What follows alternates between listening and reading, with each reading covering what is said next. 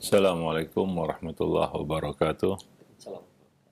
Alhamdulillah, nahmaduhu wa nasta'inuhu wa nastaghfiruh wa na'udzu billahi min syururi anfusina wa sayyiati a'malina may yahdihillahu fala mudhillalah wa may yudlil fala hadiyalah. Asyhadu an la ilaha illallah wahdahu la syarikalah wa asyhadu anna Muhammadan abduhu wa rasuluh. Ya ayyuhalladzina amanu ittaqullaha haqqa tuqatih wa la tamutunna illa wa antum muslimun, amma ba'du. Para pemerhati roja, kaum muslimin dan muslimat yang dimuliakan Allah, alhamdulillah segala puji hanyalah milik Allah, Rabb semesta alam. Salawat beriring salam tidak lupa kita limpahkan untuk Nabi kita Muhammad sallallahu alaihi wasallam, keluarga beliau, sahabat beliau dan umat beliau sampai hari kemudian. Para pemerhati roja, kaum muslimin dan muslimat, a'azani Allah wa iyyakum jami'an. Pagi ini kita kembali mengupas buku Mendidik Anak Tanpa Amarah. Kita sampai pada poin kehidupan hati adalah kunci. Karena menahan amarah, sabar itu adalah amal hati. Maka hati di sini merupakan faktor penentu. Apakah kita bisa mengendalikan emosi kita atau kita menuruti hawa nafsu kita dan meluapkan kemarahan kita. Sejatinya kecerdasan mengelola emosi itu sangat erat kaitannya dengan kondisi hati seseorang, apalagi seorang mukmin. Ya. Sebab belajar teori tidaklah terlalu sulit. Ya, mungkin kita memahami, mengetahui bahwa kita tidak boleh marah, kita harus sabar. Tapi teori tidaklah, praktik tidaklah semudah teori, semudah yang kita katakan. Ya, karena ini amal hati. Kaedahnya seperti yang dikatakan oleh Ibnul Qayyim, bahwa semua amal hati itu berat. Ya, amal-amal hati atau amalul qulub adalah amal-amal yang berat. Karena hati kita memang susah untuk kita kendalikan. Dia di antara dua jari dari jari-jari Allah Subhanahu wa taala. Allah bolak-balikkan menurut kehendaknya. Ya. Nah, tentunya mengamalkan ilmu itu jauh lebih berat. Ya, yaitu di dalam praktiknya di lapangan. Ya, belum tentu kita bisa bersabar, belum tentu kita bisa menahan emosi. Ya, kebanyakannya atau seringnya mungkin kita kebablasan atau kita lupa.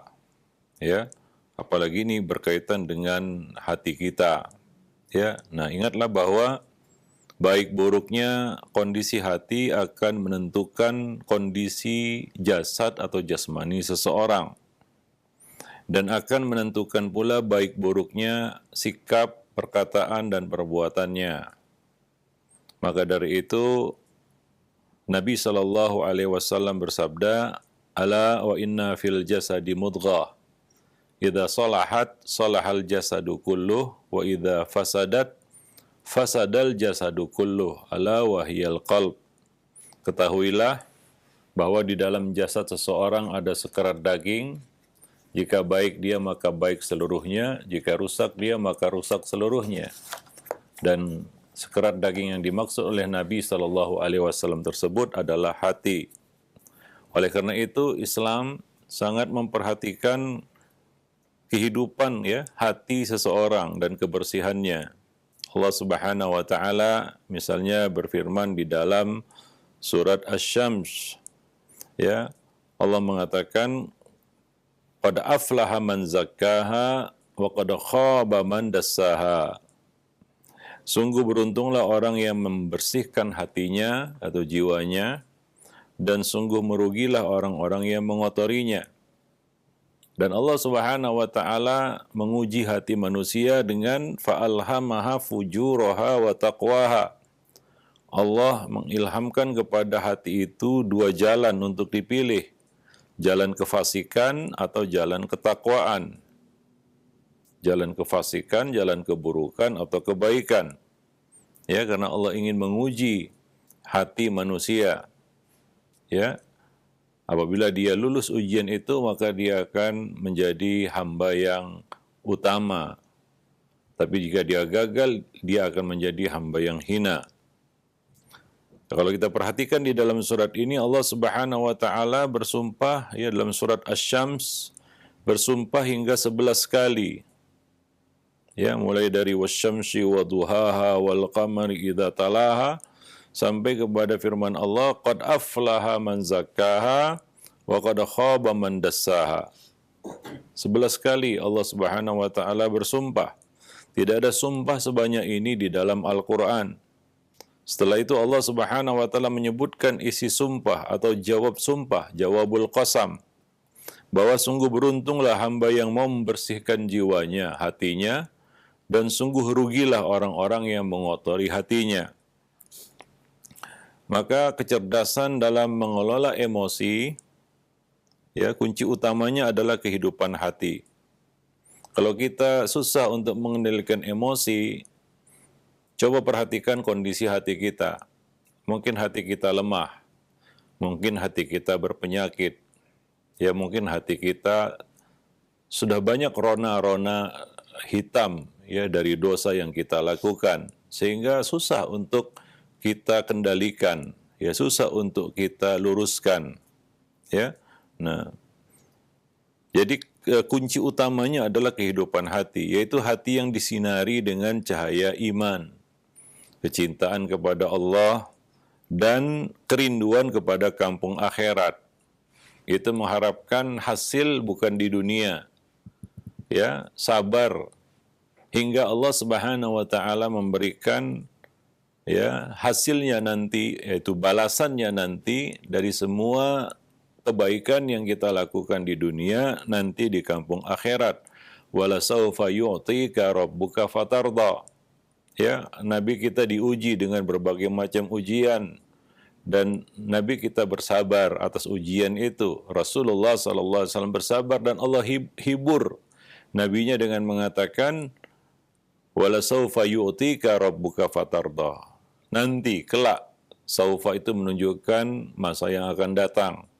Ya, yu'tika rabbuka. Allah akan memberikan kepadamu, kamu akan memberikan kepada kamu hasilnya, balasannya, kenikmatan dari seluruh jerih payah.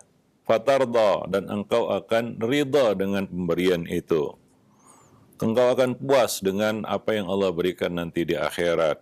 Ya, maka hati yang disinari dengan cahaya iman, kecintaan kepada Allah, dan kerinduan kepada kampung akhirat, inilah hati yang kokoh, yang mampu untuk melaksanakan tugas-tugasnya, tugas-tugas hati. Di antaranya adalah sabar, menahan emosi, dan banyak lagi tugas-tugas hati lainnya.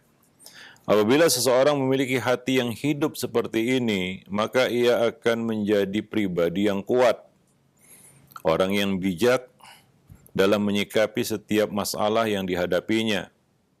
Dia akan mampu mengambil sikap yang benar dalam kondisi emosi bagaimanapun. Ya, dirinya tidak hancur terbawa emosi.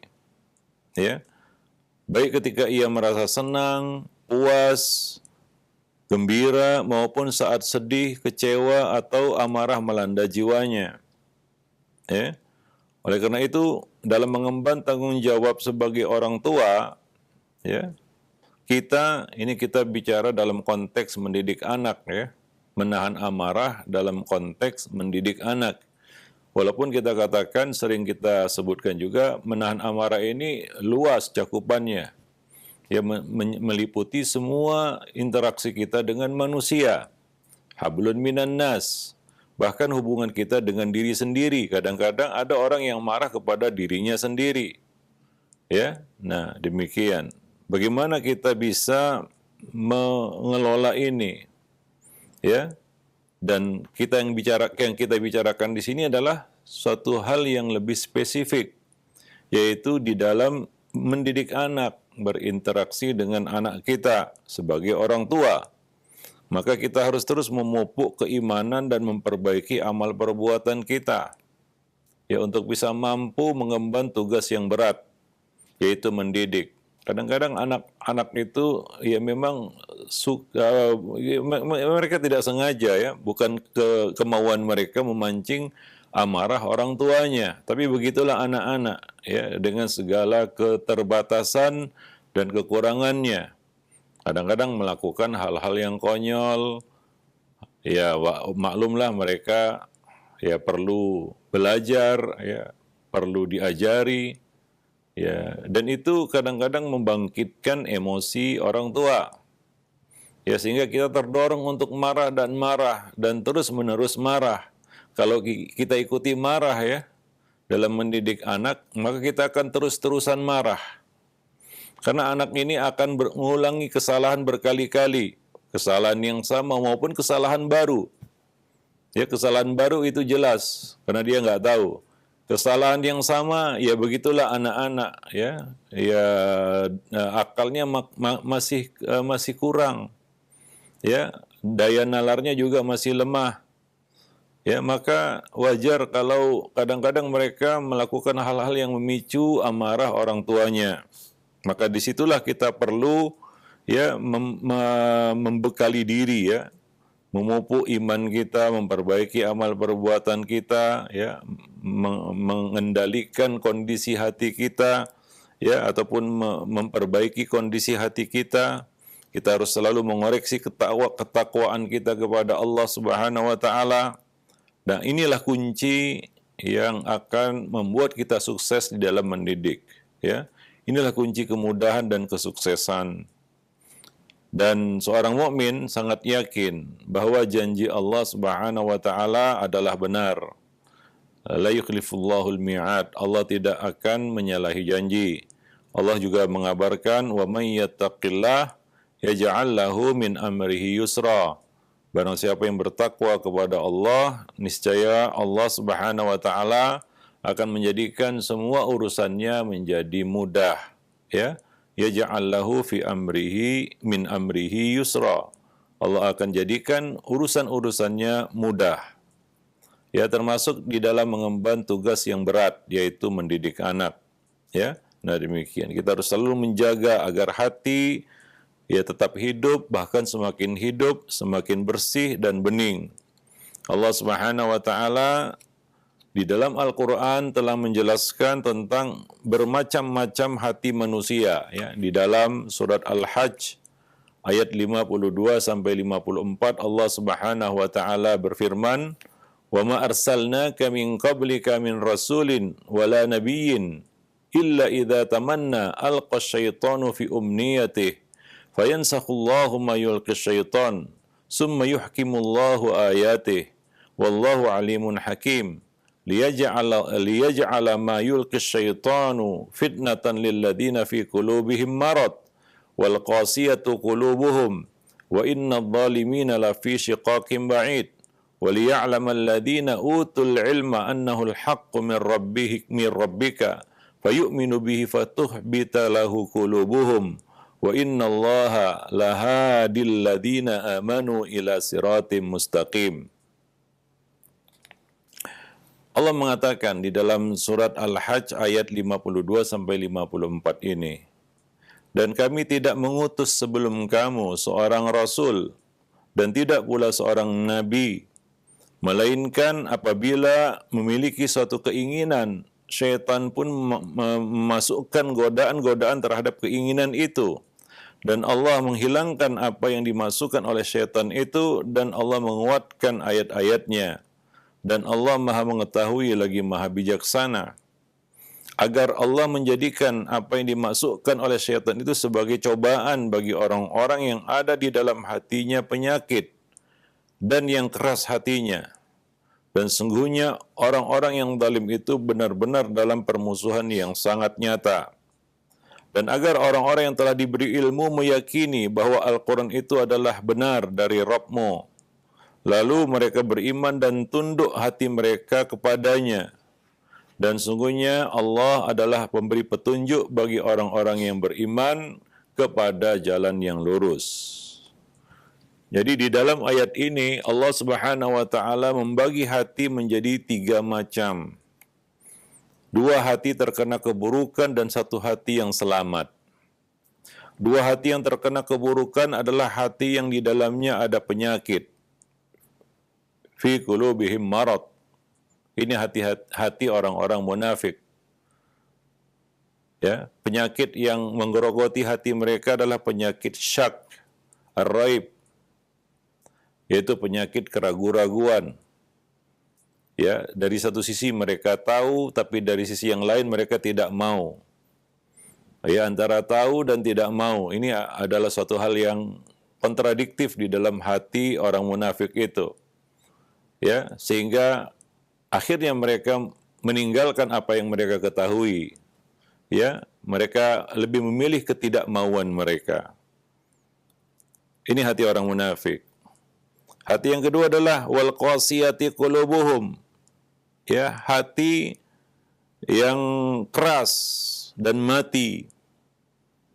Ini adalah hati orang-orang kafir, keras dan mati. Wal qasiyati qulubuhum. Ya, yang Allah katakan sawaun alaihim a andartahum am lam tundirhum la yu'minun. Sama saja, kamu beri peringatan, tidak diberi peringatan, dapat nasihat, tidak dapat nasihat, ya la yu'minun, mereka tidak akan beriman. Ya, karena hati mereka sudah mati. Ya, dan yang ketiga adalah inilah hati orang-orang yang beriman. Ya, fatukhbita lahu qulubuhum. Ya, hati yang mukhbit, yaitu hati yang tunduk. Ini adalah hati yang selamat, hati orang-orang yang beriman yang merendahkan diri kepada Allah Subhanahu wa taala. Hati yang merasa tenang dengan Allah Subhanahu wa taala. Hati yang tunduk dan berserah diri serta taat kepada Allah Subhanahu wa taala. Ya. Maka itulah pembagian hati yang Allah sebutkan di dalam Al-Qur'an. Pertama, hati yang sehat dan selamat, yaitu hati yang selalu menerima, ia menyintai dan mendahulukan kebenaran. Ya, pengetahuannya tentang kebenaran benar-benar sempurna, hingga ia taat dan selalu menerima. Ya, tidak ada penolakan. Ya, tidak ada pembangkangan dan kedurhakaan. Yang kedua adalah hati yang keras. Ini kebalikan dari yang pertama. Ini hati orang-orang kafir yang tidak menerima dan tidak taat kepada kebenaran, menolak, membangkang, ya, dan mendurhakai. Ini adalah kondisi hati orang-orang kafir. Yang ketiga adalah hati yang sakit. Ini hati orang-orang munafikin, orang yang hatinya di dalam hatinya terdapat penyakit. Ya, jika penyakitnya kambuh, maka hatinya menjadi keras dan mati. Dan jika ia mengalahkan penyakit hatinya, maka hatinya menjadi sehat dan selamat. Ya, nah demikian. Ya, ada keraguan-raguan, ya ada marad, keraguan-raguan di dalam hati mereka. Maka setiap orang sadar bahwa untuk menjalankan peran dan tanggung jawab sebagai orang tua, dia harus memiliki, ya tentunya kondisi fisik yang sehat. Ya, namun bukan hanya itu saja, ya. Segala upaya yang ia lakukan untuk menjaga kehidupan dan kesehatan badan, ya itu belum cukup. Ya, ada perkara yang lebih penting untuk dia perhatikan, yaitu kesehatan hatinya. Ya, nah demikian. Namun sangat sedikit orang yang menyadari bahwa selain badan yang sehat, kita juga membutuhkan hati yang sehat. Kadang-kadang kita berlebih-lebihan ketika badan kita sakit, kita sibuk berobat. Tapi ketika hati kita sakit, kita justru tidak merasakan ya gangguan apapun. Kita tidak merasa terganggu, kita tidak merasa sakit. Padahal kita sedang sakit dan perlu berobat. Ya, nah demikian. Bahkan bisa kita katakan bahwa kehidupan hati jauh lebih penting. Ya, selama hidup di dunia ini, ya hati itu adalah suatu yang selalu ditarget oleh syaitan. Syaitan tahu bahwa untuk melumpuhkan seseorang, maka ia akan membidik hati manusia itu, hati anak Adam. Ya, apabila dia berhasil melumpuhkannya, maka dia akan bisa mengalahkan anak Adam itu. Dia akan bisa membinasakan dan bisa menguasai anak Adam itu. Namun jika dia tidak berhasil melumpuhkan hatinya, maka syaitan akan pergi dan lari. Para pemerhati rojak kaum muslimin dan muslimat yang dimuliakan Allah, ya. Nah, maka dari itu kehidupan hati harus menjadi satu perkara yang pokok dalam kehidupan. Seperti yang Allah katakan, qad aflaha man zakkaha wa qad khaba man dassaha. Ya, maka orang tua harus benar-benar berusaha agar bisa menjadi sebab ya turunnya hidayah ya untuk ya anak-anak mereka. Dan untuk mencapai tujuan itu ya yang paling dibutuhkan adalah kekuatan, kebersihan dan kebeningan hati. Ya, sehingga kita bisa mengemban tugas itu, terutama misalnya menjadi teladan terbaik ya. Ya, mencontohkan sesuatu yang baik kepada anak. Nah, ini perlu hati yang kuat. Demikian juga ya kita sebutkan di dalam konteks mendidik ini juga menahan amarah. Bisa sabar mendidik. Karena mendidik itu adalah suatu tugas yang berkesinambungan. Ya tidak bisa hanya ya kita katakan kelar ataupun selesai 1-2 tahun. Mendidik itu adalah proses yang berkesinambungan. Terus-menerus kita lakukan ya untuk mereka, untuk anak-anak kita. Kadang-kadang anak-anak itu bahkan sudah menikah sekalipun, bahkan sudah punya anak sekalipun, ya mereka tetap memerlukan bimbingan dan pengarahan pendidikan dari orang tua. Walau bagaimanapun, orang tua pasti memiliki pengalaman yang lebih, ilmu yang lebih daripada anak-anak mereka. Pengalaman itu sesuatu yang mungkin tidak mereka dapatkan di bangku sekolah mereka atau di dalam jenjang pendidikan yang mereka lalui. Ya, maka orang tua di sini yang perlu memberikan bimbingan kepada anak-anak yang melalui pengalaman-pengalaman yang sudah mereka jalani. Nah, artinya apa? Proses pendidikan ini akan terus berlangsung. Ya, mulai dari mereka kanak-kanak, bahkan balita, sampai mereka dewasa. Dan untuk bisa mengemban tugas yang panjang ini, sepanjang hidup kita ini, maka kita perlu kekuatan hati. Ya, nah demikian. Nah, kemudian pertanyaannya adalah bagaimana cara menjaga kehidupan hati? Bagaimana agar cahaya hati itu akan terus bersinar dan terang, tidak redup. Ya. Bagaimana cara menjaga kehidupan hati? Tidak ada satupun perkara yang disukai dan diridai oleh Allah Subhanahu wa taala kecuali Allah menunjukkan sebab-sebab dan jalan untuk meraih ya kehidupan hati seseorang. Ya, di antara perkara yang paling agung adalah dan paling besar manfaatnya adalah kehidupan hatinya. Maka dalam masalah ini Allah Subhanahu wa taala memberikan petunjuk yang sangat gamblang di dalam kitabnya. Dan dijelaskan pula melalui hadis-hadis nabinya oleh Rasulullah sallallahu alaihi wasallam dalam hadis-hadis beliau. Apabila seorang hamba bersungguh-sungguh mengamalkannya, ya niscaya akan semakin hidup dan bening hatinya. Ya, dan sebenarnya cara menjaga kehidupan hati ya tidak jauh berbeda dengan menjaga kehidupan badan. Agar badan tetap hidup maka harus diberikan asupan makanan dan gizi yang dibutuhkan.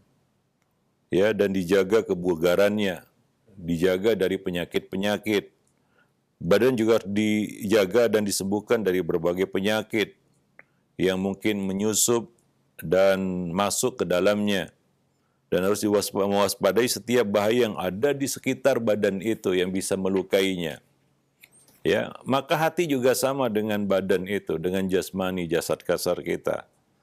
Ya, agar hati tetap hidup, yang pertama adalah kita harus memberikan makanan dan asupan gizi yang dibutuhkan. Apa makanan hati? Apa gizi bagi hati? Gizi hati adalah wahyain. dua wahyu yang Allah turunkan kepada nabinya Muhammad sallallahu alaihi wasallam melalui kalamullah kita Al-Qur'an dan melalui hadis-hadis nabinya. Wa ma yantiqu 'anil hawa in huwa illa wahyu yuha. Nabi tidaklah berucap dengan hawa nafsu, tapi itu adalah wahyu yang Allah turunkan kepada beliau. Jadi makanan dan gizi, asupan gizi bagi hati adalah wahyain, dua wahyu, yaitu ilmu yang bermanfaat, al-ilmun nafi'. Dan ilmu nafi' itu adalah ma qala Allah wa qala Rasul. Ya, apa yang dikatakan Allah dan dikatakan Rasul. Ya, maka cara memberikan asupan makanan gizi kepada hati adalah dengan memenuhinya ya dengan ilmu yang bermanfaat, dengan firman-firman Allah dan hadis-hadis nabinya, mentadabburinya. Maka Allah katakan, afala yatadabbaruna al-Qur'an? Tidakkah mereka mentadabburi Al-Qur'an? Am ala qulubin aqfaluha? Atau ada kunci yang menutupi hati mereka? Ya, hati yang tertutup itu ya adalah hati yang susah untuk memahami kitabullah. Susah untuk memahami hadis-hadis Rasulullah sallallahu alaihi wasallam, sabda-sabda nabinya. Ya. Nah, hati itu akan semakin kering, akan semakin kerontang, akan semakin kurus ya ketika tidak diberi asupan gizi. Ya akan semakin lemah. Maka yang pertama adalah perbanyak interaksi kita dengan wahyain, dua wahyu. Ya, yaitu kitabullah dan sunnah nabinya, hadis-hadis nabinya Muhammad sallallahu alaihi wasallam. Itu asupan gizi bagi hati. Ya. Dan itu kita bisa rasakan ketika kita mentadabburi satu ayat saja ya di dalam Al-Qur'an. Ya, itu terasa hati kita itu hidup. Karena Al-Quran itu adalah samudera ilmu. Oleh karena itu, para salaf dahulu, interaksi mereka dengan Al-Quran bukan hanya sebatas bisa membacanya dengan baik. Bukan hanya sekedar ya menghafalnya. Ya, tapi lebih dari itu, mereka berusaha untuk mendalami. Mereka berusaha untuk mengambil faidah dari satu ayat sampai ribuan faidah. Imam Syafi'i ya mentafakuri satu ayat itu untuk mengeluarkan ribuan faedah darinya. Itu baru satu ayat. Ya, bayangkan ada lebih dari 6 ribuan ayat di dalam Al-Qur'an. Ya, nah demikian yang bisa kita ambil saripati dan faedahnya di dalamnya, ya. Mungkin sepanjang hidup kita itu tidak akan selesai ya untuk menguak dan untuk menggali ya faedah-faedah yang ada di dalam kitabullah. Itu baru kitabullah. Belum lagi sunnah-sunnah nabinya Muhammad sallallahu alaihi wasallam. Maka sibukkanlah hati dengan mentadabburi wahyain, dua wahyu ini. Ya, kita baca ya, maka membaca buku ya itu adalah salah satu cara ya untuk ya kita katakan menghidupkan dan memberikan asupan gizi bagi hati. Ya, tapi apa yang terjadi coba bisa kita rasakan sendiri ya. Ketika kita mentadabburi Al-Qur'an, terasa hati itu menjadi lembut, ya menjadi bergairah, ya hidup, ya dan terdorong untuk kepada perkara-perkara yang bermanfaat. Menenangkan jiwa, menenangkan hati, ya. Sehingga kita bisa fokus kepada perkara-perkara yang bermanfaat dan meninggalkan hal-hal yang tidak bermanfaat. Tapi ketika kita mengisi hati kita dengan berita-berita manusia, ya kita sibuk membaca berita, ya berita itu ada yang benar, ada yang hoak, ya ada yang macam-macam, nggak semua berita benar. Ya. Yang benar pun kadang-kadang sudah bercampur baur dengan kebohongan. Ya, berbagai macam keburukan ada di dalamnya. Ya, tergantung ya tujuan orang yang membuat berita itu. Ya. Nah, ada orang yang sengaja orang jahat yang sengaja membuat berita palsu. Maka yang bodoh adalah orang yang membacanya. Ya, dan orang yang celaka adalah orang yang menyebarkannya. Maka Nabi mengatakan kafabil mar'i kadziban ayuhadditsa bikulli ma sami'. Cukuplah orang itu dikatakan dusta, dalam riwayat lain dosa, jika dia mengabarkan, menyebarkan semua berita yang didengarnya. Bisa kita rasakan hati kita menjadi enggak karuan ya. Ya, kadang-kadang orang itu menjadi emosional karena kerjanya tiap hari baca berita. Berita ini, berita itu, kadang-kadang berita sampah yang enggak perlu dia ketahui. Ya, apalagi hari ini ya, bisa kita katakan dunia medsos, dunia informasi, teknologi informasi, ya, yang luar biasa. Hingga kadang-kadang informasi itu, berita itu sampai kepada kita, sementara kita tidak perlu berita itu sebenarnya. Ini yang membuat hati kita, dada kita sesak, hati kita sumpek, dan ujung-ujungnya kita menjadi orang yang emosional sendiri, gitu ya, marah sendiri, mudah tersinggung, menjadi labil, ya, pikiran pun terganggu, ya, macam-macam, ya, hal-hal yang buruk masuk ke dalam pikiran kita. Itu akibat baca berita. Ya, orang yang keasikan baca berita, coba lihat, kadang-kadang murung, ya, kadang-kadang tertawa sendiri, kayak orang gila jadinya. Maka batasi, itu justru menjadi racun bagi hati. Ya, nah banyak godaannya, kadang-kadang berita itu nggak diundang datang dia. Datang aja begitu, dan kita, ya karena jahil dan usilnya, kita klik, kita baca. Ya, lebih buruk lagi jika berita itu mengandung syubhat, begitu ya. Ya, nggak semua berita itu perlu kita dengar. Nggak perlu semua berita perlu kita baca. Ya, nah demikian. Maka, ya, kita katakan membaca Al-Quran, mendengarkan Al-Quran itu akan menyehatkan hati. Ya bisa kita apalah ya, bisa kita bandingkan ya. Kita bawa mobil aja misalnya, kita hidupkan radio isinya berita. Itu macam-macam pikiran, tahap apa masuk ke dalam hati kita. Ujung-ujungnya kita menjadi temperamental, emosional karena terbawa berita yang kita dengar gitu ya. Itu mempengaruhi. Ya, kadang-kadang mempengaruhi kita kepada hal yang buruk. Hal yang negatif, bukan positif. Ya, tapi kalau kita setel murattal misalnya, atau sedang membahas, mentadabburi satu ayat misalnya, atau hadis, hati itu menjadi ceria, menjadi cerah, ya, menjadi bersinar. Ya, kita lebih tenang, bisa mengendalikan diri kita, karena hati itu hidup, dikasih gizi, dikasih makanan, bukan dikasih racun. Ya, nah itu yang pertama, kita harus memberikan asupan gizi yang diperlukan oleh hati. Jika tidak pernah diberikan asupan gizi, maka hati itu akan kurus. Ya, hati itu akan lemah. Mungkin ujung-ujungnya hati itu akan mati. Ya, waliyadzubillah. Nah demikian. Ya, itu yang pertama. Insya Allah pada kesempatan berikutnya kita lanjutkan poin yang kedua dan seterusnya. Ya, tentang poin bagaimana agar hati kita tetap hidup. Wallahu a'lam bishawab. Subhanakallah bihamdik, asyhadu an la ilaha illa anta, astaghfiruka wa atubu ilaik.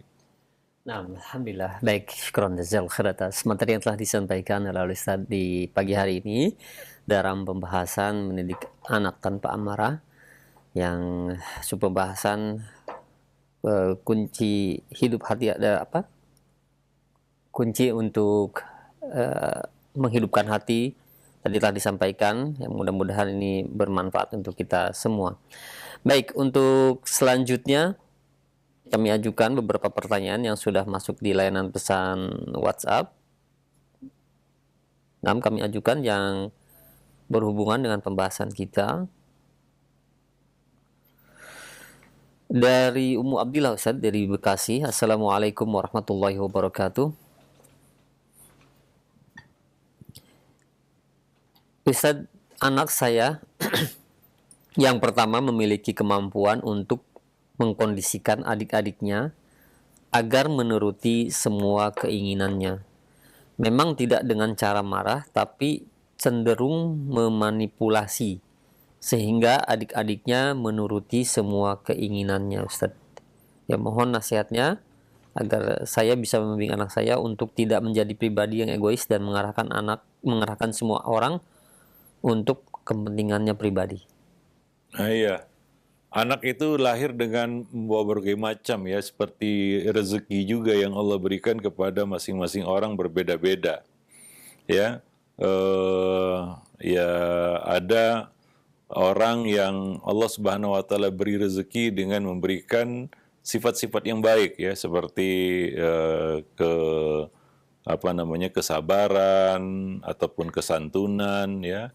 Dia seperti seorang Asyad Abdul Qais yang Allah memberikan itu kepadanya ya, dua sifat itu, al-hilmu wal anat, kesantunan dan kesabaran.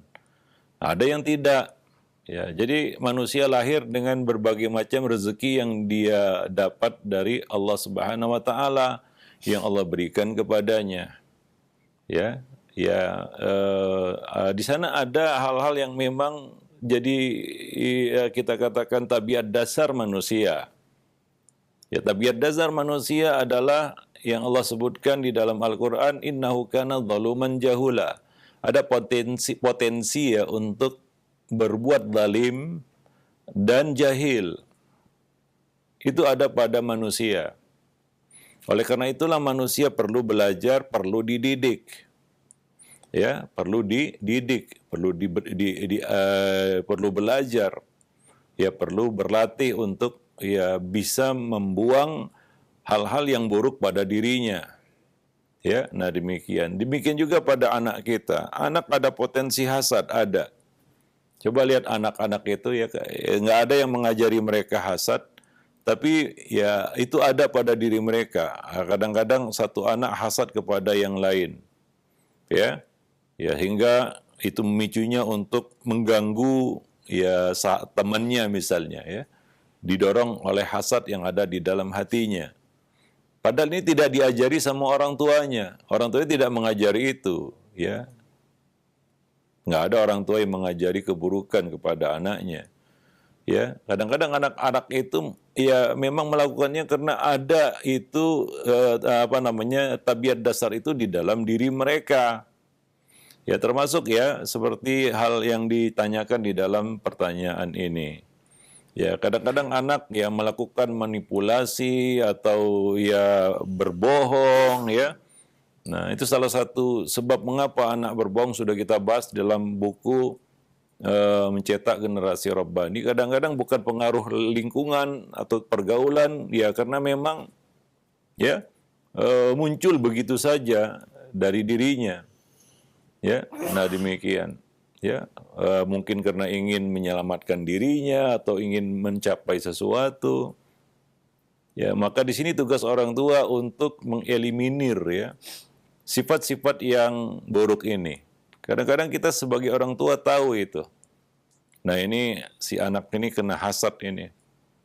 Ya, maka orang tua yang bertugas untuk mengeliminir ini ataupun untuk menghilangkan sifat-sifat buruk ini.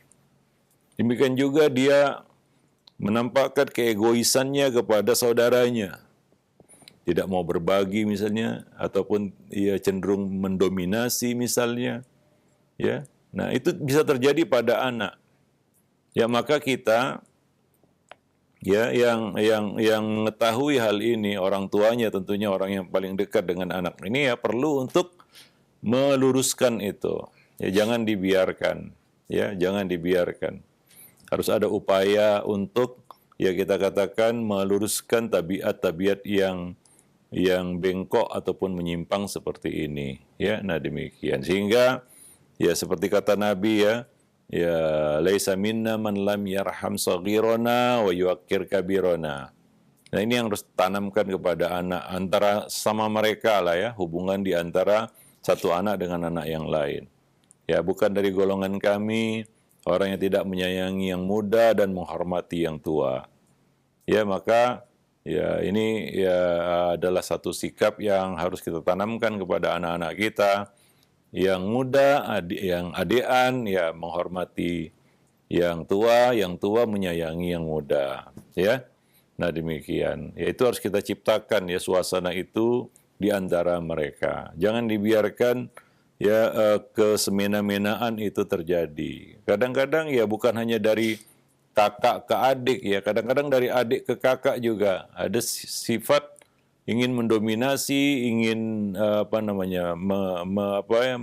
mengalahkan ya, cenderung ya, kita katakan menzalimi ya, sehingga kadang-kadang kakaknya ini merasa ya terzalimi ya dengan sikap si adiknya. Jadi hubungan antara saudara ini perlu kita perhatikan juga.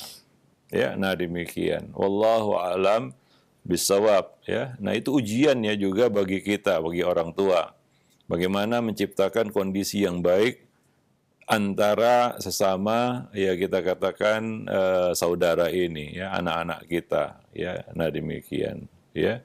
Nah ya mungkin ada orang yang punya anak lebih dari 5 atau 4 ya, atau 5 dan seterusnya ya. Ya artinya apa ya, untuk menjaga hubungan antara anak-anak ini ya perlu peran campur tangan orang tua ya. Nggak bisa ya kita serahkan kepada anak-anak saja bagaimana mereka mau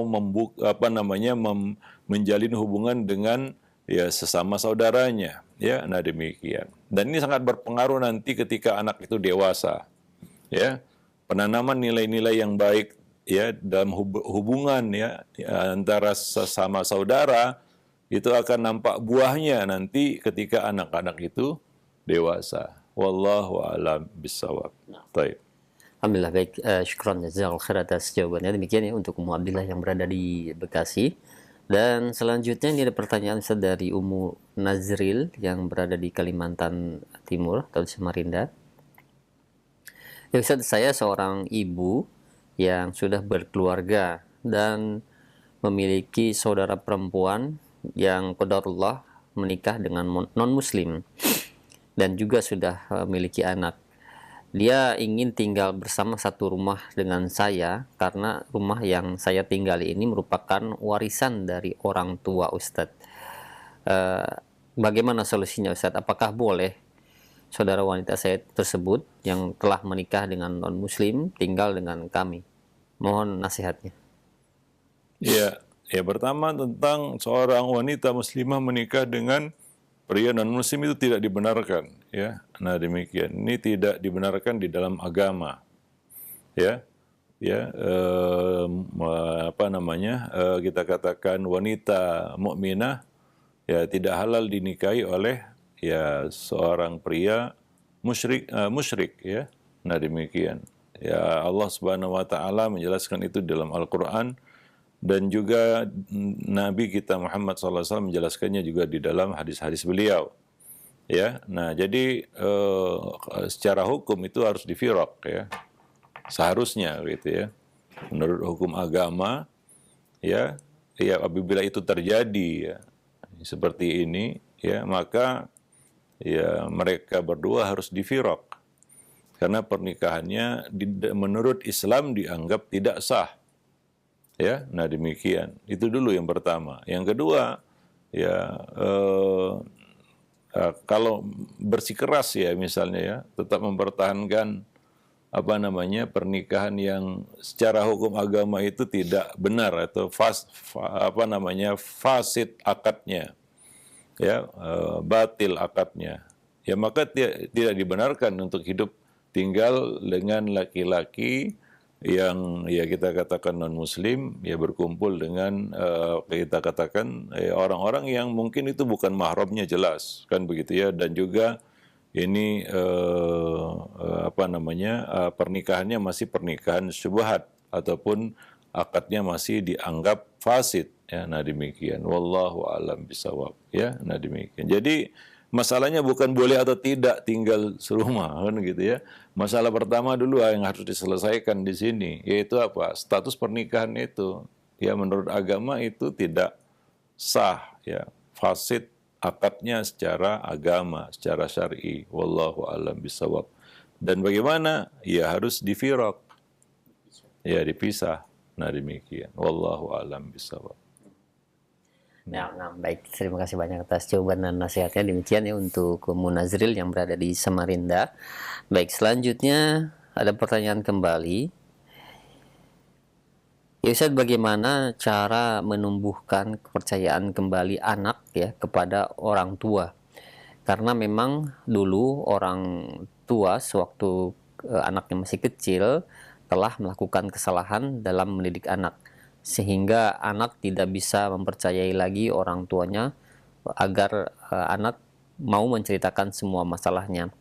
Kini anak sudah mulai tumbuh remaja. Nah, bagaimana cara menumbuhkan kepercayaan kembali kepada orang tua, Ustaz? Ya, ya,